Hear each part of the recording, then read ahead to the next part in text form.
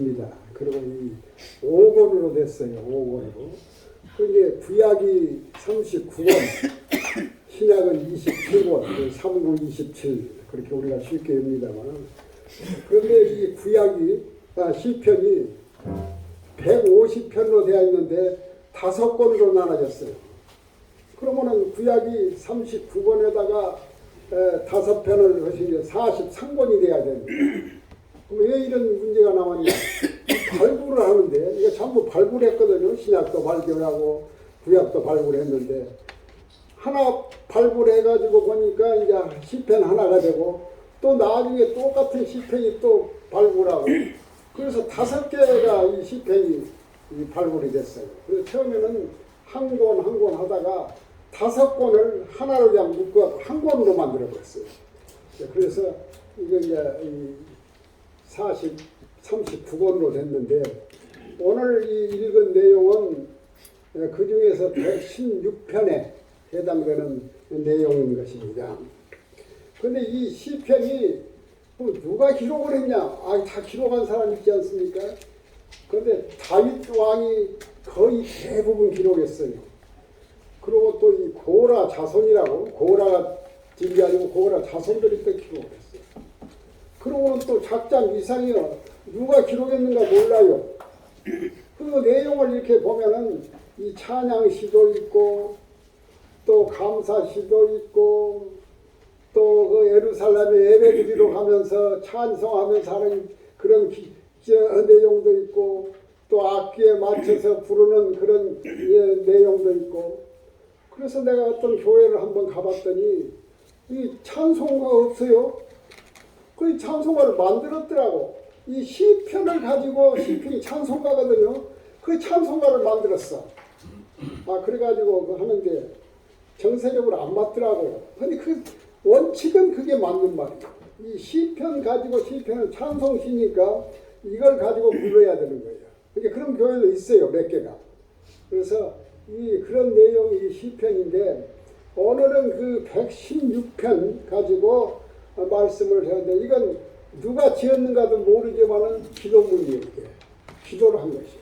그런데 이 내용은 이 116편을 기록한 이 시인이 중병에 걸렸어요.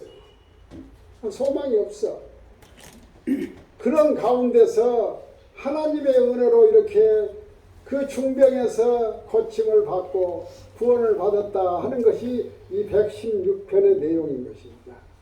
그래서 이 116편의 그 시인이 8절에 보니까 이거 병 걸렸단 말이거든요. 주께서 내 영혼을 사망해서 내 눈을 눈물에서 내 발을 넘어진 데서 건졌도다. 병 들어가지고 죽게 됐는데 하나님께서 구해줬다는 말이야. 병 걸려가지고 있으면 낫는 것이 소원 아닙니까? 근데 이 기자가 생긴 것도 모릅니다. 이분이 하여튼 중병에 걸린 가운데서 나를 이렇게 구원해줬다. 그래서 감사해줘가지고 12절에 그랬어요. 가장 핵심적인 말입니다. 여호와께서 내게 주신 모든 은혜를 무엇으로 보답할까? 나를 이렇게 어려운 가운데서 있는데 나를 생명을 다시 살리게 해주신 여호와의 은혜를 내가 어떻게 보답할 것인가? 그 12절에 나오는 말이에요. 그 다음에 14절에 나의 서원을 여호와께 갚으리로다. 그러게 아파 있을 때는 기도하지 않습니까? 기도하면서 주님 내가 잘못했어요. 그러고 앞으로는 내가 이렇게 살랍니다. 이게 서원이에요. 하나님께 약속하는 기도예요. 서원을 갚으리라.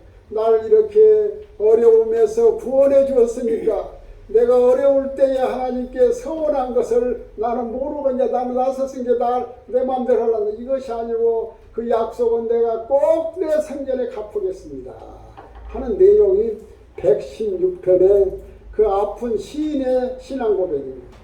그렇게 살아야 돼. 외면하면 안 되는 것입니다. 그러니까 이 116편은 전체로 볼 때 아주 중요한 내용이에요. 무명의 어떤 시를 쓰는 사람이 병 걸려가지고 하나님의 은혜로 낫게 해줘서 내가 이렇게 은혜를 보답하고 앞으로 내 생전에 하나님께 약속한 것은 꼭 지키겠습니다. 이 말이야. 여러분, 사람들이 어려운 위기에 다 처할 경우가 많거든요. 예. 다 위기에 있어요. 그러면은 만일 그 위기에서 해결했으면은 감사를 드려야 되는 것이에요. 아이고, 다 이렇게 위기에서 나섰으니 나는 몰라 해버리고는 사람이 아닌 것이에요. 그래서 위기에서 구원해 주시면은 감사를 해야 돼. 그러니까 이 병도 위기예요. 병에서 위기에서 하고 또 병 걸리지는 않았지만은 세상 살다 보면 어려운 일이 닥쳐. 이걸 해결할 방법이 없는데 그 어려운 과정에서 하나님께서 다 실파리를 풀어주셨다. 이것도 감사를 드려야 되는 것이에요. 그래서 우리가 70, 80 이렇게 살다 보면 그런 경우가 많이 닥쳐오는데 꼭 은혜를 이어서는 안 돼야 되는 것입니다. 그러면 한번 생각해 봅시다. 자, 어떤 사람은 중병에 걸려가지고 어려운 가운데서 하나님께서 이렇게 해결해 주셨고 어려운 처지에 있을 때 또 해결해 줬는데 그러면 그 어려운 처지를 안 거친 사람이 대부분이요. 여러분도 그러지 않습니까? 그럼 엄밀히 생각하면은 이 사람들은 엄청난 감사의 기도를 해야 돼. 이 어려운 과정을 거치지 않고 하나님께서 나를 지켜주셨다. 이것이 더 감사할 일이 아닙니까? 그런데 몰라. 감사를 몰라요. 내가 당연히 이렇게 지금 잘 살고 있는데 이것이 하나님의 은혜로 된 것을 모르고 중병에 걸린 사람은 그 병에서 낫기 위해서 하나님께 간절히 기도해서 하나님의 은혜로 해결함 받았을 때 내가 앞으로 나의 삶은 이렇게 하나님과 약속한 것은 내가 꼭 지키겠습니다. 눈물로 감사드리는데 그런 것을 안 당하게 해준 여러분이나 이런 분들은 몰라요. 더 많은 감사를 해야 되는 거예요. 원칙으로 생각하면 그러지 않습니까? 그런데 그러지 않고 있는 것이에요. 그럴 때 하나님께서 남은 생애 가운데 어려움을 줘버릴 경우도 생긴다는 것이에요. 그러니까 그런 것이 닥치기 전에 내가 더 감사 생활을 해야 되는 거예요. 그런데 한번 양심적으로 한번 생각해 보십시오. 우리가 하나님 앞에 감사할 것이 하나부터 10까지 무지무지하게 많거든요. 그러면 내가 하나님한테 무엇을 감사해요? 감사할 조건도 모르고 왜 내가 감사해야 되는가? 이런 그 생각도 가지지 못해요. 감사를 하는 사람은 어떤 사람은 회개를 하는 사람이 감사가 되는 것이에요. 아멘. 회개가 없으면 감사는 회개하고 이 뒷고루가 되는 것이에요. 아멘. 내가 이랬구나. 내가 이렇게 잘못했구나. 회개해. 그때 감사가 나오는 것이야. 그래서 이 감사를 많이 한 사람은 늘 자신을 생각하면서 회개 생활을 하는 사람이 감사가 많아요. 근데 회개를 많이 한 사람은 감사가 많고 감사가 많은 사람은 믿음이 좋은 사람이에요. 이걸 알아야 돼요. 그러면은 우리가 주님 앞에 회개하고 하면은 감사를 해야 되는데 내가 무엇을 회개할 것인가? 무엇을 내가 하나님 앞에 회개할 것인가? 나는 회개할 것이 하나도 없다 하나님 앞에. 이렇게 생각해버리면은 더 말할 것이 없는 사람이에요. 저 사람하고는 대화가 안 돼. 그런데 깊이 생각하면 나는 하나님 앞에 회개한다. 왜 회개해야 되는가? 나 같은 죄인을 위해서 예수 그리스도께서 하나님의 이치에서 세상에 나와서 저 갈보리 십자가 위에서 이 십자가에 달려서 보혈의 피를 흘려서 그 보혈의 피로 인해서 내가 성량을 받았다. 구원을 받았다. 이것을 생각해야 되거든요. 근데 그것이 쉽게 예수 믿어가지고 쉽게 깨닫는 것이 아니에요. 내가 잘 아는 어떤 큰 교회 목사가 저 남곡에서 개척할 때 그 남곡에 서울대학교 학생 하나가 왔더랍니다. 그래서 밥을 먹는데 어떻게 저 예수 피가 예수도 사람인데 그 피가 우리를 구원시켜줬다고 온 세상 사람의 죄를 구원했다니 어떻게 해서 구원합니까? 갑자기 질문을 그냥 답을 못했어. 그래가지고 이 사람이 지리산로 들어가고 3년 6개월 동안 기도 생활했어요. 근데 이 피라는 것이요, 성경에도 나오지만 야 병원에 내가 가서 봤더니 이 요만한 피 가지고 전체를 다 통찰해버리더만요. 피가. 그러게 피 흘림이 없고 피가 모든 질병의 다 원인도 되고 고침의 원인이 돼요. 아멘. 내가 한 10년 전에 배저고등학교가 저 고덕동인가 그 강남에 있다만요. 그거를 갔더니 거기 행정실장이 전부 이제 우리를 안내를 하더라고. 그러면서 그 역사 박물관이 배저고등학교 한쪽에다 만들어 놨더만요. 지금도 기억이 나요. 그분이 다 설명을 해. 그 소월 김정식이가 그 배저고등학교를 나왔더만요. 배제학교로. 아, 근데 그분 성적표를 이렇게 보여줘요. 근데 딴 것은 다 공부를 못했더라고 이분이. 산수고 뭐 뭐든 국어는 100점이요. 그래서 그 소월이가 유명한 시인이 됐다 이런 이야기를 하면서 뭔 말을 하냐면 이 모든 것은 다 원소로 구성됐다는 거야. 이게 피라는 것은 이 다 분해하고는 전부 망간도 있고 무엇도 있고 그 원소로 다 되어 있는데 그러면 원소를 분해한 것을 다시 합쳐보면 원래 피가 되어야 돼요. 근데 모든 물질이 다 그렇게 분해해서 합치면 되는데 피는 안 된다고 하더라고요. 수수께끼라고. 피는 안 되는 것이에요. 사람 피도 그렇게 하는데 예수의 피라는 것은 우리의 인류의 하나님의 피인데 이 피가 우리를 구원 못 얻었습니까? 그래서 예수 피로써 우리가 구속함을 받았다. 우리의 죄를 사해 주었다. 이것을 알아야 되는데 예수 교회 나온다 해서 그게 쉽게 되는 것이 아니야. 이것은 성령의 역사로 되는 거예요. 아멘. 그래서 우리가 다 다니다 보면 예수의 피가 나를 구원했다. 구원이란 것은 뭐냐?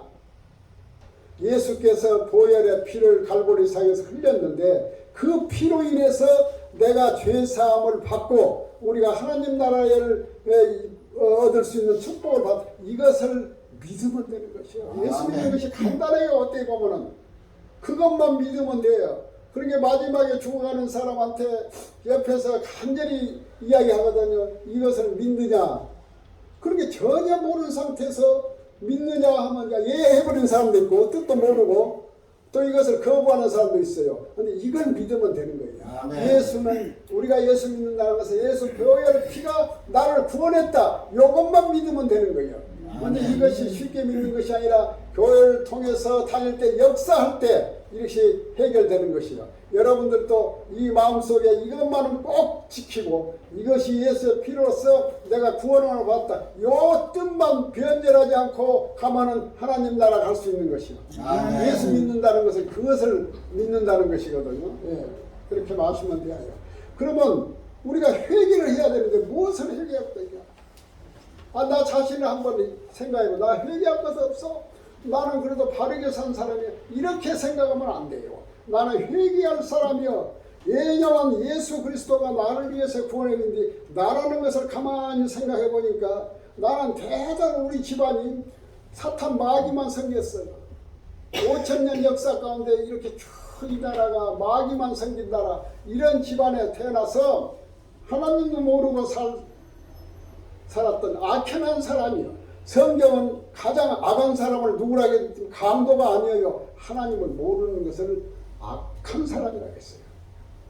내가 너를 이렇게 구원해 주시고 십자가 위에서 내가 피를 흘려서 너를 구원했는데 나는 당신을 몰라. 이것까지 악한 것이 없어. 은혜도 모르는 것이에요. 그래서 성경은 하나님을 모르는 사람은 악한 사람이에요. 제일 나쁜 사람으로 그 정리해버리거든요. 그러니까 이런 나를 이렇게 죄가 많은 나를 예수 그리스도에서 구원해 줬다. 이것이 엄청난 참 큰 역사인데 이걸 몰랐다. 이것은 죄인이에요. 그러니까 이걸 회개해야 돼. 어찌다가 우리가 예수를 믿고 신앙생활을 하면서 여기서 처음에는 잘 신앙생활이 잘 안 받아들이지만은 다져버리면 하나님께서 역사에서 하나님의 나라 백성이 되는 이 이상도 축복이 없습니다.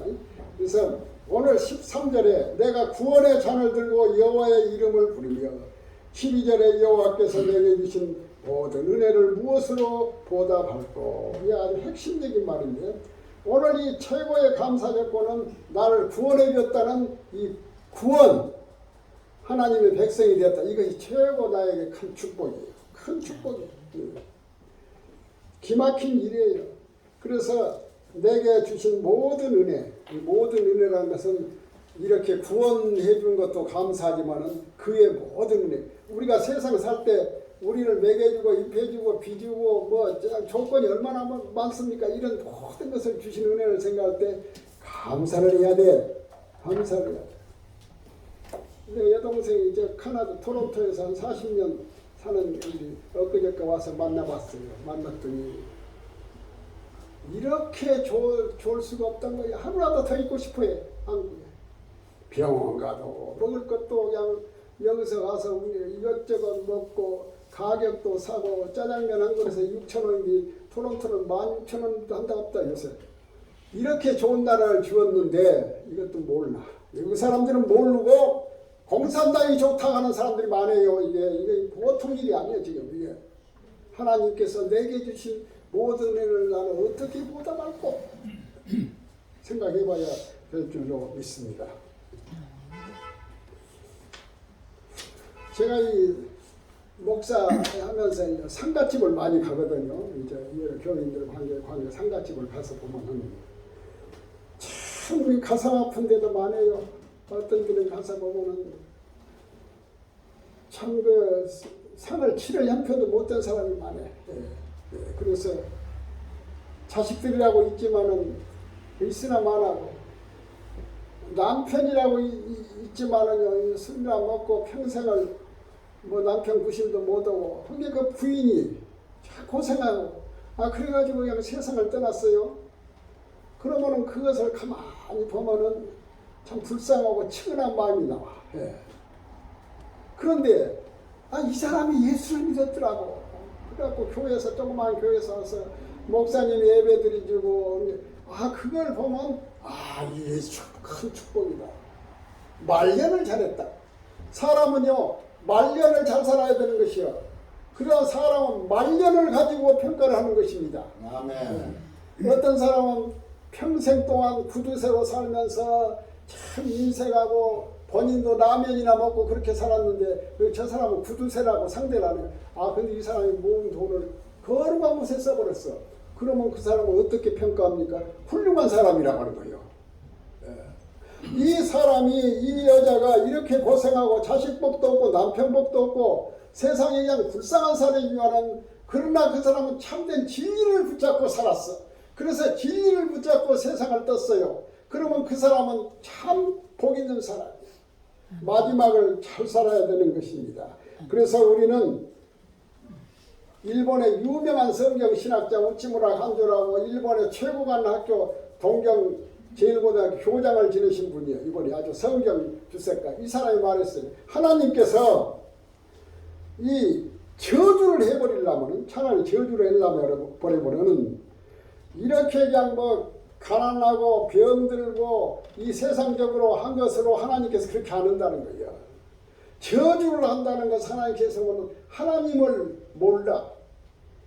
아무리 전해도 예수를 안 믿어. 성경이 들어도 말씀을 들어도 귀에 안 들어요. 이렇게 저주가 이거 저주라는 것이에요. 우리의 생각과는 완전히 다르는 것입니다. 저 전라도 고흥 가면 도양면이라고 있어요.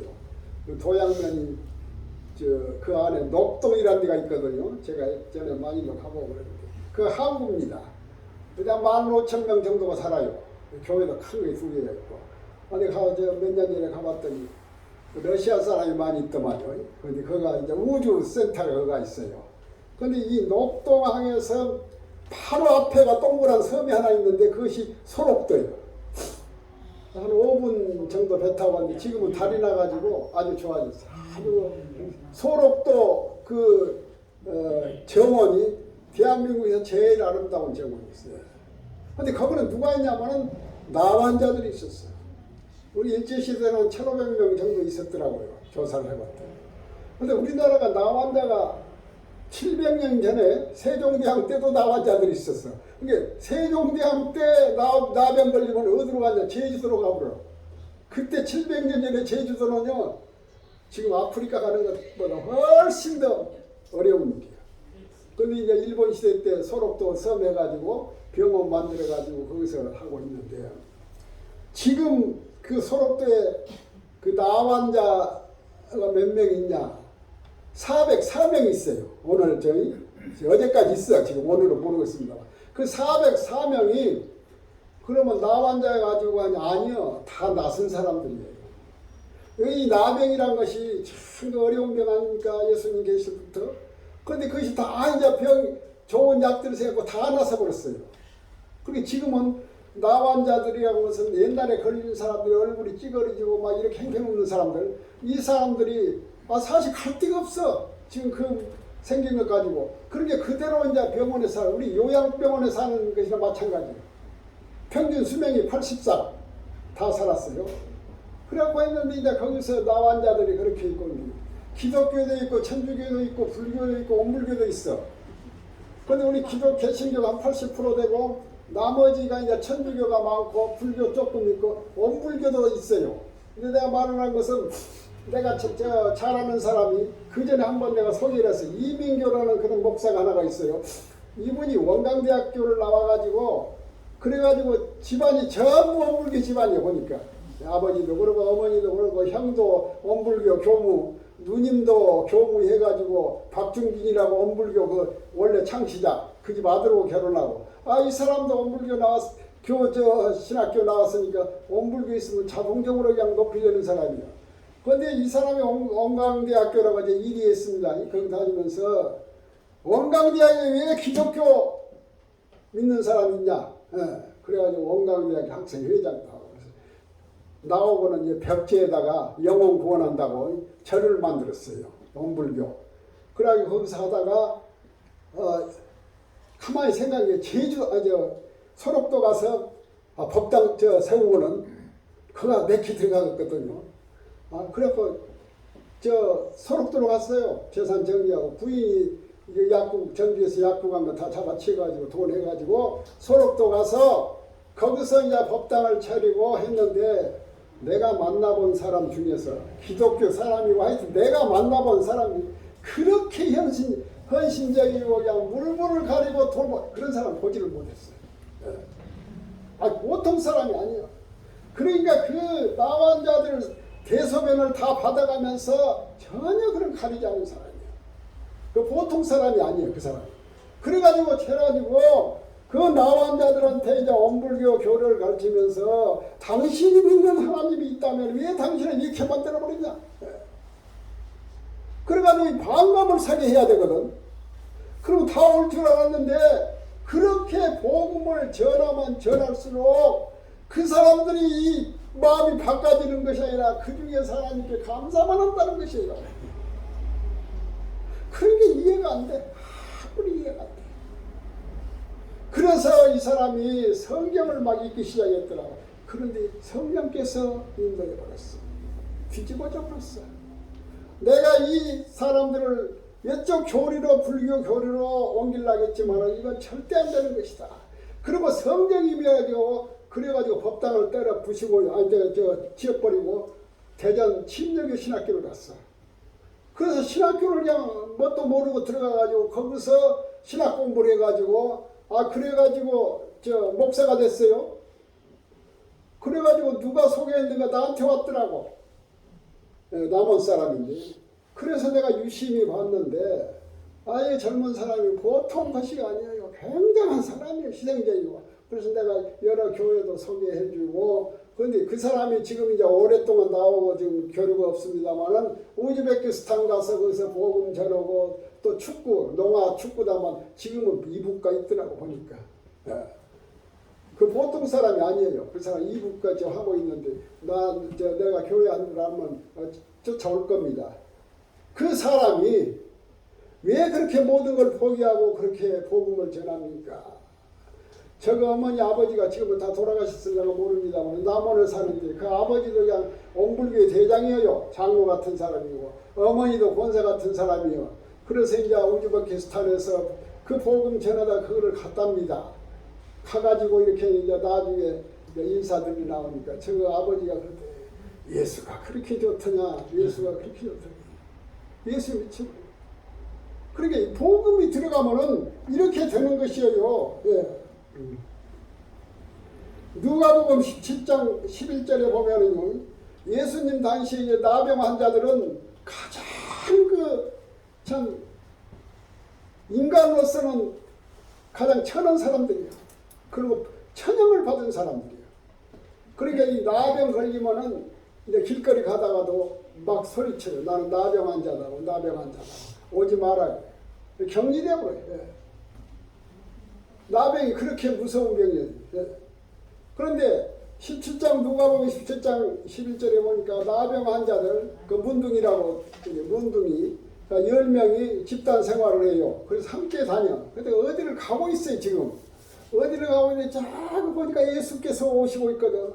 근데 소리를 지릅니다. 예수여 예수여 나를 좀 구원해 주시오. 이 병에서 좀 낫게 해주시오. 그럼 예수께서 이 궁휼히 여기셔가지고 너는 제사장한테 가서 내 몸을 보이라. 그 당시는 제사장이 의사예요. 그래서 10명이 이제 제사장한테 가서 내 몸을 보이라 한 것은 이미 너는 이 병을 고쳤다 이 말이거든요. 그래서 보니까 다 고침을 받았어요. 그런데 9명, 한 명이 찾아왔어 예수님 앞에. 그러고 무릎을 꿇고 그냥 감사의 눈물을 흘려. 근데 그 사람은 이방인이야. 사마리아 사람이야. 그러면 9은 어디 갔냐? 오도 안 해버렸어요. 감사를 하지 않았어. 예. 이것이 문제예요. 이것이. 오늘 우리도 이 9명 속에 들으면 안 돼요. 아멘. 모르고 그렇게 했어도 모른 채 해버리고 이건 사람이 아닌 것입니다. 우리는 감사의 생활이 있어야 되는 것이에요. 감사가 없으면 안 되는 것이에요. 감사의 조건을 따지면요, 우리가 꼭 감사를 저 사람한테 감사를 안 해야 되겠다. 감사할 조건이 안 된다. 그것이 아니에요. 그런 사람이 많아요. 언젠가 몇 년 전인가 한 번 그 청소부들이요, 한 달인가 두 달인가 파업을 해버렸어. 이때 쓰레기들이 이렇게 냄새가 나고 그냥 보통 일이 아니었어요. 기억을 하실런가 모르겠습니다. 그러면 그것을 참 관할한 사람은 서울특별시장이에요. 서울특별시장 없어도 돼야. 지금 서울특별시장이 없다 해서 여러분한테 불편한 것 하나도 없어요. 그 누군가도 모르고 살아도 관계가 없어. 그러나 여러분 살고 있는 그 집에 청소하는 그 청소부 없으면요, 여러분은 못 살아. 그 사람한테 감사해야 돼. 버스 기사한테 감사해야 돼. 감사는 내 주위에서 별것 아닌 사람이지만은 다 감사의 대상이 되는 것이야. 그래서 오늘 이부야 추수감사절을 맞이해서 모든 것을 감사해야 되는다. 감사하면서 살란다. 이런 마음을 가져야 되는 것이 항상 감사해야 돼. 에베소서 5장 20절에 이런 말이 있어. 범사에 우리 주 예수 그리스도의 이름으로 항상 아버지 하나님께 감사하며, 범사란 말은 모든 일이란 말이요. 모든 일에 감사라는 말이요. 어떤 일만 감사하고 나하고 관계없는 일을 감사하는 거 아니에요. 모든 일에 항상 어떤 처지에 있든지, 내가 감옥에 있든지 내가 어디 처음 이 식당에서 밥을 먹든지 항상 감사해요. 이런 좋은 밥 주신 거 감사하고, 감옥에 있지만 내가 여기서 하나님과 만나볼 수 있는 시간 주신 거 감사하다. 항상 범사에 항상 하나님 앞에 감사하면서 해야 된다 이 말이에요. 그러니까 우리는 이 감사를 모르고 살지만은 생각하면 모든 것이 감사해야 돼. 독일의 그 재무장관인 마르티 바덴이라는 사람이 그 글을 썼는데, 옛날 오래전 재무장관이에요. 이 사람이 가난한 환경에서 자랐단 말이야. 그런데 그 젊었을 때, 어렸을 때, 가난할 때 돈이 없은 게 어디 지방에 싸구려 여관 가서 잠을 잤는데 아침에 오니 구두가 없어져 버렸어요. 그러니까 누가 내 구두 가져갔다고 소리를 지르면 주인한테 이제 막 이야기했더니 주인이 큰 구두를 하나 주면서 신으라 하더랍니다. 그러면서 그날 주일날이니 교회 내가 하니까 같이 가자고. 그 데리고 갔어요.